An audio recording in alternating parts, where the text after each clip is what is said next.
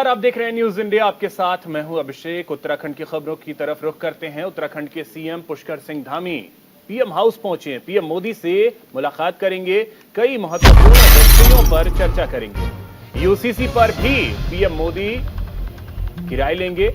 और आपको बता दें कि पीएम से मिलने के लिए पीएम आवास पहुंच चुके हैं पुष्कर सिंह धामी। ये बड़ी जानकारी इस वक्त की आपको दे रहे हैं। यूसीसी पर पीएम मोदी से राय भी लेंगे उत्तराखंड के मुख्यमंत्री पुष्कर सिंह धामी। तो इस वक्त की बड़ी जानकारी आपको दे रहे हैं। पुष्कर सिंह धामी मिलने के लिए पहुंचे हैं प्रधानमंत्री नरेंद्र मोदी से।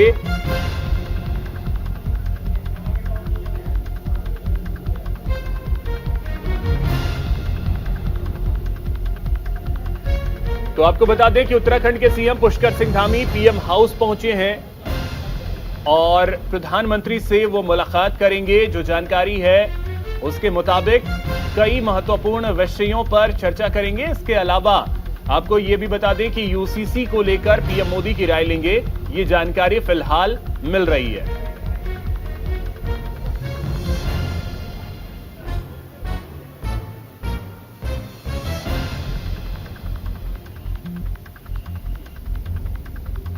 तो बड़ी जानकारी इस वक्त की दिल्ली से आपको दे रहे हैं, जहां पुष्कर सिंह धामी उत्तराखंड के मुख्यमंत्री पीएम मोदी से मुलाकात करने पीएम आवास पहुंचे हैं।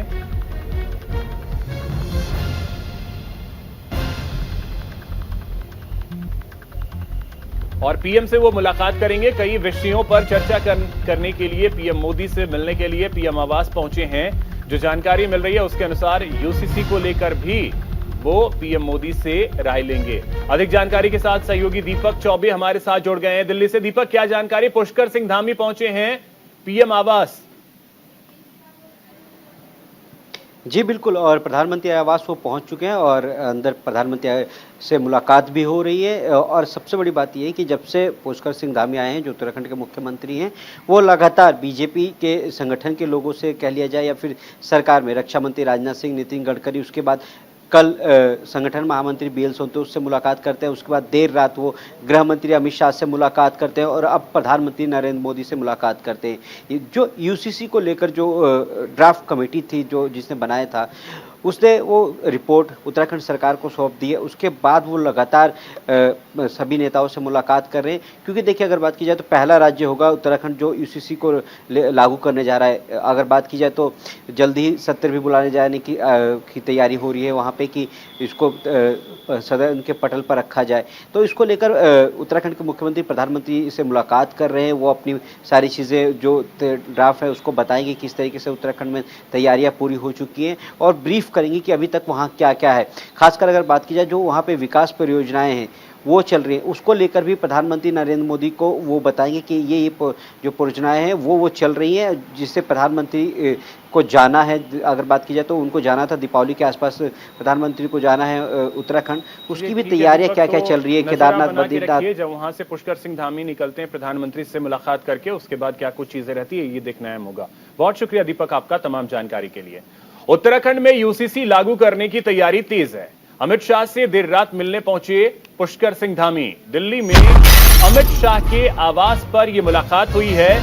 समान नागरिक संहिता को लेकर यह अहम बैठक हुई है। यूसीसी को लेकर बड़ा ऐलान कर सकते हैं। यूसीसी ड्राफ्टिंग कमेटी की चेयरपर्सन भी इस दौरान मौजूद थी और यह तस्वीर हम आपको दिखा रहे हैं। तो देश भर में समान नागरिक संहिता को लेकर चर्चा तेज हो गई है। उत्तराखंड में यूसीसी लागू करने की तैयारियां जोरों से चल रही हैं। माना जा रहा है कि उत्तराखंड में जल्द ही यूसीसी लागू किया जाएगा। इस कानून का मसौदा तैयार कर लिया गया है। इन सबके बीच उत्तराखंड के सीएम पुष्कर सिंह धामी कल देर रात दिल्ली में केंद्रीय गृह मंत्री अमित शाह से मिलने उनके आवास पहुंचे थे। तो यूसीसी को लेकर उत्तराखंड सरकार पूरी तरीके से अब एक्टिव है और इससे लागू करने को लेकर सरकार धीरे धीरे आगे बढ़ रही है। तो यूसीसी को लेकर पुष्कर सिंह धामी ने केंद्रीय गृह मंत्री अमित शाह से मुलाकात की है।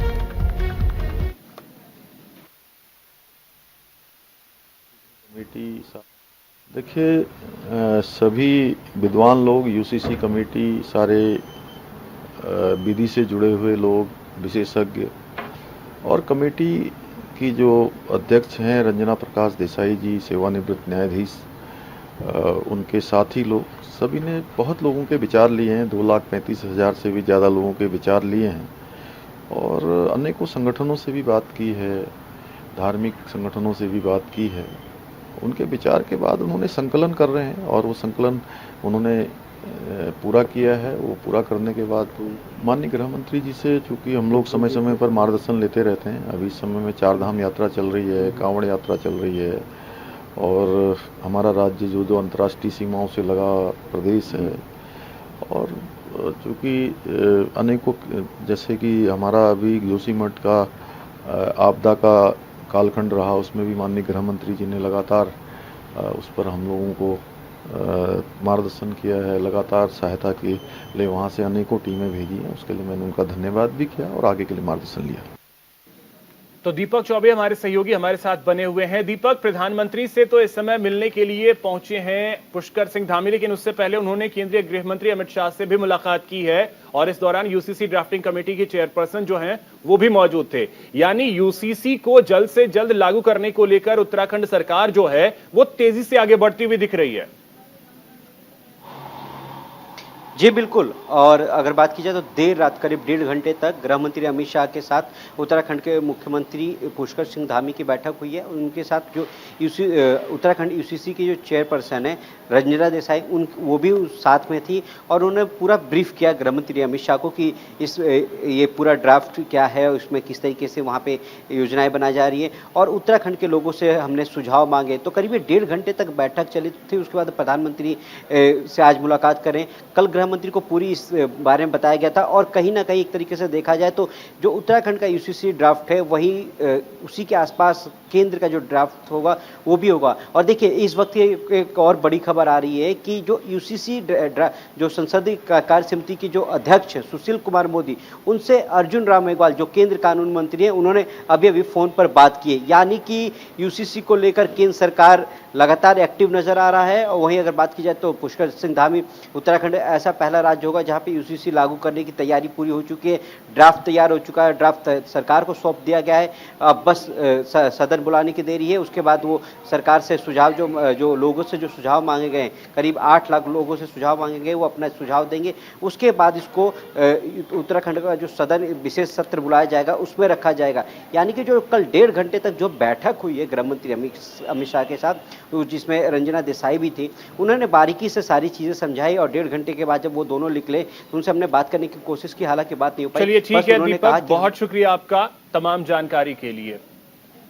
चलिए रुख करते हैं अगली खबर की ओर। आज से सावन का महापर्व सावन की शुरुआत हो रही है। रुड़की के शिव मंदिरों में भक्तों की भीड़ देखने को मिल रही है।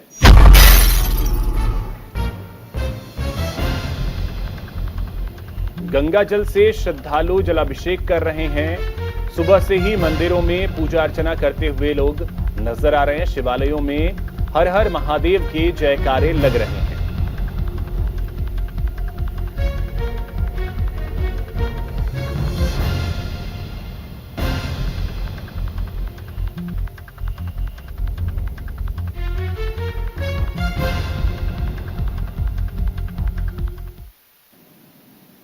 तो देखिए तस्वीरें हम आपको दिखा रहे हैं। भक्त शिवालयों में पहुंच रहे हैं, भगवान शिव का जलाभिषेक कर रहे हैं और हर हर महादेव के जयकारों से शिवालय गूंज उठा है। तस्वीरें हम आपको दिखा रहे हैं जहां पर भक्त जो हैं वो भगवान भोलेनाथ के दर्शन करने पहुंच रहे हैं, जलाभिषेक कर रहे हैं, दुग्धाभिषेक कर रहे हैं। तस्वीरें अलग अलग जगहों से भी सामने आ रही है, वो तस्वीरें भी हम आपको दिखा रहे हैं। तो सावन के इस पवित्र मास की शुरुआत हो गई है।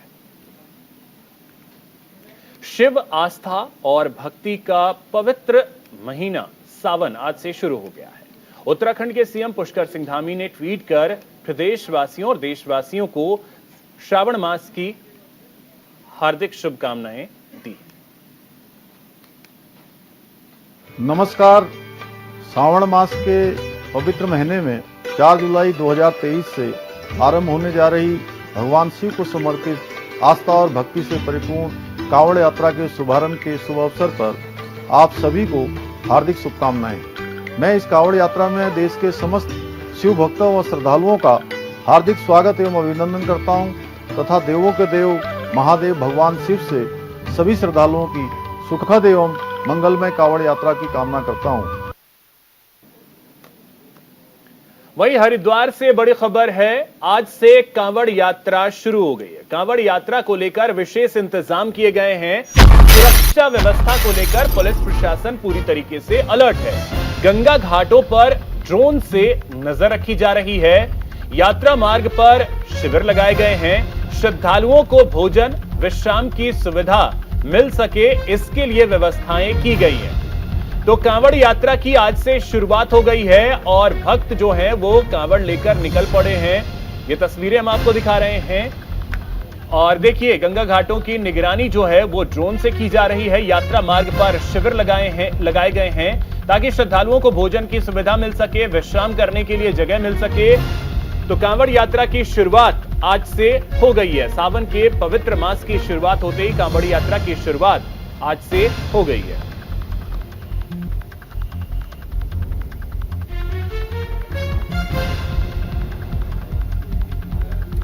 तो हमारे सहयोगी संजय पुंडिर अधिक जानकारी के साथ जुड़ गए। संजय, किस तरीके की तस्वीरें, किस तरीके का नजारा देखने को मिल रहा है? आज से कांवड़ यात्रा की शुरुआत हुई है। देखिए अभिषेक, सावन माह के पवित्र पर्व यानी कांवड़ यात्रा की आज से शुरुआत हो गई है। हालांकि सुबह से ही जो शिव भक्त हैं लगातार हरिद्वार पहुंच रहे हैं और वहां पर हर की पौड़ी से ब्रह्म कुंड में स्नान करने के बाद वहीं से गंगा जल भरकर अपने गंतव्य की ओर रवाना हो रहे हैं। हालांकि कांवड़ यात्राओं की तैयारी को लेकर लगातार ही जो जिला प्रशासन है, पुलिस महकमा है, वो पूरी तरह मुस्तैद दिखाई दे रहा है, क्योंकि हमने देखा है कि खुद मुख्यमंत्री पुष्कर सिंह धामी ने अधिकारियों के साथ बैठक की थी और शिव भक्तों की व्यवस्थाओं को लेकर विशेष दिशा निर्देश दिए थे। यानी कहा था उनकी सेवा और जो व्यवस्थाएं हैं उसमें किसी तरह की कोई कसर ना रहे। यही वजह है कि हरिद्वार जिला प्रशासन पूरी तरह तैयार दिखाई दे रहा है। हालांकि इस वक्त हम कांवड़ पटरी पर मौजूद है और यहाँ पर आप देख सकते हैं कि जहां तक हमारी नजर जा रही है वहां तक जो तमाम शिविर है, तमाम जो शिव भक्त हैं वो यहीं से गुजर रहे हैं। यानी कहा जा सकता है कि सावन माह शिव भक्तों के लिए बहुत ही महत्वपूर्ण होता है। यही वजह है कि जो शिव भक्त है वो लगातार गंगा जल भरकर पहुंच रहे हैं। कुछ भक्त भी हमारे साथ हैं, इनसे बात कर लेते हैं। क्या नाम है आपका? पदम शर्मा जी। कहाँ से आए हैं आप? बल्लागढ़ से आए जी। किस तरह और कितना लंबा मार्ग है आपका? हमारा यहाँ से लमसम 300 किलोमीटर है जी। किस तरह की व्यवस्थाएं हैं? अच्छी व्यवस्था है वहाँ से, ठीक अच्छे चली आ रहे हैं, कोई दिक्कत नहीं हमको। तो आप देख रहे हैं तस्वीरों में जो छोटे हैं, बच्चे हैं, बड़े हैं, हालांकि महिलाएं भी इस कांवड़ यात्रा में शामिल हो रही है। कहा जा सकता है कि व्यवस्थाएं पूरी तरह चाक चौबंद है और खासकर अगर घाटों की बात की जाए, घाटों पर इस बार विशेष इंतजाम किए हैं। सभी घाटों पर जल पुलिस के साथ साथ ड्रोन कैमरे से नजर रखी जा रही है। अभिषेक, ठीक है संजय, आप हमारे साथ बने रहें, आगे भी खबरों पे अपडेट आपसे लेंगे। कांवड़ मेले को लेकर ऋषिकेश नगर निगम सभागार में विभागीय अधिकारियों के साथ बैठक की गई, जहां अधिकारियों को यात्रा के तहत जल्द से जल्द शिव भक्तों की सुरक्षा, मूलभूत सुविधाएं और व्यवस्था बनाने के लिए निर्देश दिए गए। वहीं नगर निगम की आईडीपीएल क्षेत्र में बनने वाली पार्किंग में साफ सफाई, झाड़ियों की कटिंग, प्रकाश व्यवस्था, मोबाइल टॉयलेट, शौचालयों की नियमित सफाई के साथ पेयजल व्यवस्था सुनिश्चित करने के भी निर्देश दिए गए। साथ ही बिजली विभाग को नीलकंठ यात्रा मार्ग पर बिजली पोल और स्ट्रीट लाइट लगाने, बिजली के तारों को ठीक करने के निर्देश दिए गए।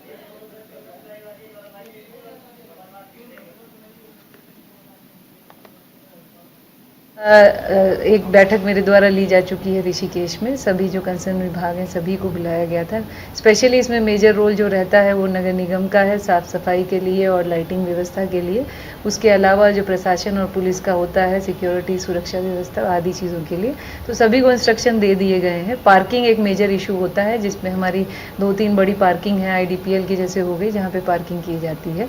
तो क्योंकि ट्रांजिट में रहता है, नॉर्मली कांवड़ हरिद्वार होता है और उसके बाद नीलकंठ की तरफ जाता है, तो उसी हिसाब से हमारी हर साल की तरह व्यवस्थाएं की गई। एक बैठक मेरे वहीं लक्सर में कांवड़ यात्रा को लेकर खानपुर जोन में 15 स्थानों पर पुलिस पॉइंट बनाए गए हैं और लगभग 300 अतिरिक्त पुलिस कर्मचारी अपनी ड्यूटी पर तैनात हैं। महत्वपूर्ण स्थानों पर सीसीटीवी कैमरे से निगरानी भी की जा रही है। देखिए हमारे सहयोगी जसवीर सिंह की ये रिपोर्ट।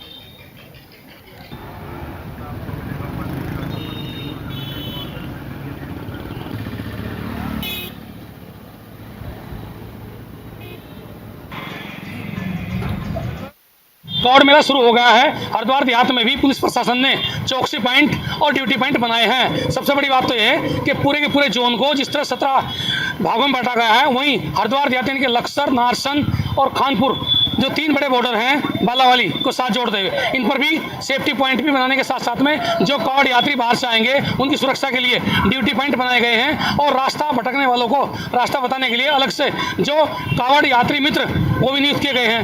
हम लक्सर में मौजूद हैं और आप देख सकते हैं जिस तरह से ये एक तंबू लगा हुआ है, इनके इसमें पुलिसकर्मी मौजूद हैं, जिसमें आरबीआई से लेकर के सिविल पुलिस और पीएससी पुलिस के कर्मचारी तैनात हैं, जो लोगों के यानी कि वाहन जो आएंगे उन्हें रास्ता बताने के साथ साथ में यात्रा सुरक्षा भी करेंगे। और साथ ही ये ड्यूटी 24 आवर्स यानी कि 24 घंटे इन कर्मचारियों की रहेगी। इसके अलावा कई ऐसे पॉइंट हैं जैसे नदी के रास्ते हैं, यानी सोलानी नदी है या फिर गंगा नदी, उसके आसपास भी दोनों तरफ ड्यूटियां लगाई गई हैं ताकि रात में जो यात्री रात में आएंगे उनकी सुरक्षा पुख्ता हो सके और किसी को किसी प्रकार की कोई दिक्कत ना हो। साथ में चिकित्सालय यानी जो चिकित्सा व्यवस्था है वो भी की गई है। छोटे छोटे तंबू लगा करके जगह जगह इस तरह की ड्यूटियां लगाई गई हैं जिसमें जो आने वाले यात्रियों को किसी भी प्रकार की चिकित्सा की जरूरत है तो उसकी पूर्ति करेंगे। अब अगले जैसे जैसे यात्रा बढ़ेगी ऐसे ऐसे ही इनकी ड्यूटियों और ज़्यादा सख्त होती चली जाएगी और प्रशासन कहीं ना कहीं चौकस निगरानी और ज़्यादा बढ़ाएगा। Jasvir Singh, news India, Laksar. चलिए रुक करते हैं अगली खबर की ओर। केदारनाथ घाटी लिंचोली में पश्चिम बंगाल के एक श्रद्धालु का स्वास्थ्य खराब होने पर देर रात एसडीआरएफ ने उसे अस्पताल पहुंचाया। छानी कैंप में दुकानदारों ने एसडीआरएफ को जानकारी दी कि लिंचोली के पास एक व्यक्ति का स्वास्थ्य ज्यादा खराब है। सूचना पर एसडीआरएफ की टीम तत्काल मौके पर पहुंची। एसडीआरएफ की टीम ने तुरंत एक्शन लेते हुए बीमार श्रद्धालु को स्ट्रेचर के जरिए अस्पताल पहुंचाया। श्रद्धालु की स्थिति को देखते हुए डॉक्टरों ने उसे सोनप्रयाग ले जाने की सलाह दी, जिस पर एसडीआरएफ टीम ने मौके पर पहुंचकर बिना समय गंवाए श्रद्धालु को अस्पताल में भर्ती कराया। देहरादून में जिलाधिकारी सोनिका की ओर से जनता दरबार लगाया गया, जहां जनता की समस्याओं को सुना गया। वहीं ज्यादा जानकारी देते हुए जिलाधिकारी ने बताया कि जनता दरबार के दौरान कुल 107 शिकायत मिली। जनता दरबार के दौरान हर बार की तरह इस बार भी सबसे ज्यादा शिकायतें जमीन और आपसी विवाद को लेकर आई हैं। साथ ही अन्य शिकायतें बिजली पानी से संबंधित रहीं और 2 शिकायत समाज कल्याण विभाग की थी, जिनका उसी समय निस्तारण कर दिया गया।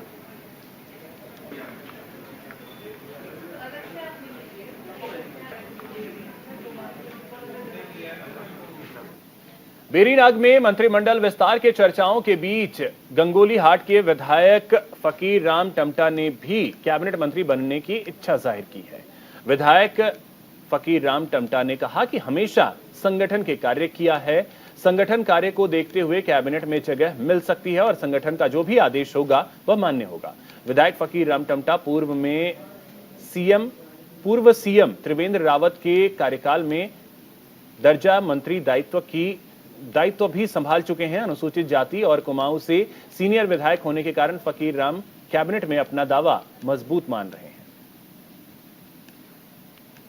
विधायक तो आज ही बना हूं मैं, लेकिन संगठन का पुराना व्यक्ति हूं और संगठन का पुराना व्यक्ति होने के नाते शायद संगठन मुझ पर भरोसा जता भी सकती है।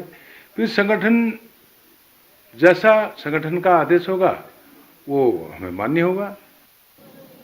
उत्तराखंड के रुड़की में सामुदायिक स्वास्थ्य केंद्र नारसन के चिकित्सा अधीक्षक को पद से हटाया गया।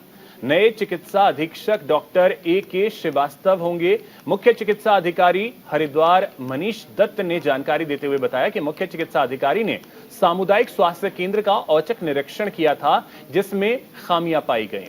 उसके बाद सीएचसी नारसन के चिकित्सा अधीक्षक को पद से हटाकर डॉक्टर ए.के. श्रीवास्तव को नियुक्त किया गया। दरअसल कांवड़ यात्रा में किसी तरह की कोई दिक्कत ना हो, इसलिए यह बदलाव किया गया है।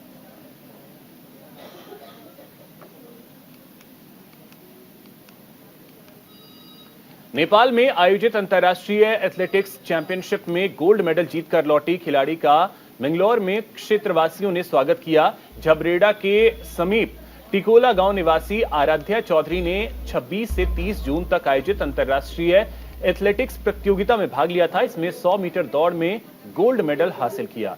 प्रतियोगिता से वापस लौटने पर पूर्व राज्य मंत्री डॉक्टर गौरव चौधरी के नेतृत्व में क्षेत्रवासियों ने आराध्या का स्वागत किया। इस मौके पर आराध्या ने बताया कि नेपाल में हुए गेम में 17 देशों की महिला खिलाड़ियों ने हिस्सा लिया, जिनको पछाड़कर आज मुझे गोल्ड मेडल प्राप्त हुआ है। भविष्य में भी देश और क्षेत्र के लिए गोल्ड मेडल लाने के लिए प्रयासरत रहूंगी।